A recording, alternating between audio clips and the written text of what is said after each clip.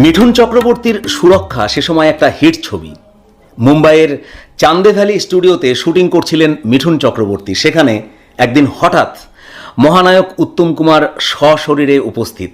উত্তম কুমারকে দেখেই ছুটে গিয়ে পায়ে হাত দিয়ে প্রণাম করলেন মিঠুন চক্রবর্তী। উত্তম কুমার বললেন, তোর সঙ্গে দরকার ছিল রে। মিঠুন চক্রবর্তী বললেন, তুমি আমাকে ডেকে পাঠালেই তো পারতে। উত্তম কুমার তার সেই ভুবন ভুলানো হাসি ছড়িয়ে বললেন, তাহলে কি আর তোর শুটিংটা দেখতে পেতাম? পরের দিন সকালে মিঠুন চক্রবর্তী সোজা হাজির হলেন উত্তম কুমারের মুম্বাইয়ের ফ্ল্যাটে। সেখানে সুপ্রিয়া দেবী তখন উপস্থিত। চায়ে চুমুক দিতে দিতে উত্তম কুমার বললেন, আমার ছবিতে কাজ করবি? ছবির দুই প্রধান চরিত্রের একটিতে তুই আর একটিতে আমি থাকব। উচ্ছ্বাসে ফেটে পড়ে মিঠুন চক্রবর্তী বলেছিলেন, দারুণ হবে। তোমার সঙ্গে কাজ করার ইচ্ছে আমার অনেক দিনের। আমার সেই আশা, সেই স্বপ্ন এত সহজে পূরণ হবে তা আমি সত্যি সত্যি ভাবতে পারছি না। উত্তম কুমার জানালেন, ছবির নাম কলঙ্কিনী কঙ্কাবতী। কলকাতায় গিয়ে শুটিং করতে হবে। মিঠুন চক্রবর্তী এক কথায় রাজি হয়ে গেলেন। আপনারা অনেকেই জানেন 1981 সে বছর কলঙ্কিনী কঙ্কাবতী ছবিটি রিলিজ হয়েছিল।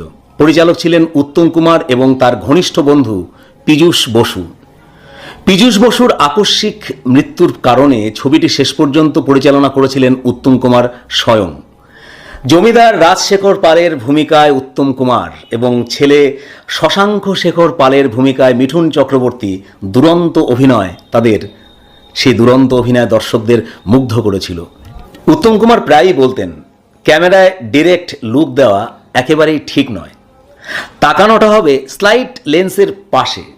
সোজা তাকালে তা সুইং করবে, ট্যারা দেখাবে।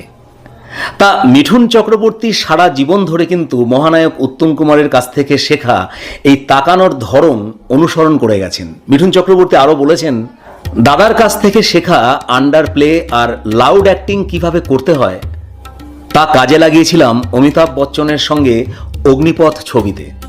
শুটিং চলাকালীন প্রতিটি মুহূর্তে আমি এগিয়েছি দাদাকে স্মরণ করে, দাদার বলে দেওয়া পথ ধরে। টেলিভিশনের একটি জনপ্রিয় অনুষ্ঠানে মিঠুন চক্রবর্তীকে এমজি বা মহাগুরু বলা হলেও মহানায়ক উত্তম কুমার ছিলেন মিঠুন চক্রবর্তীর কাছে মহাগুরু। এক সাক্ষাৎকারে তিনি সুন্দর করে বলেছিলেন, দাদা ছিলেন অনেকের গুরু আর আমার কাছে তিনি মহাগুরু।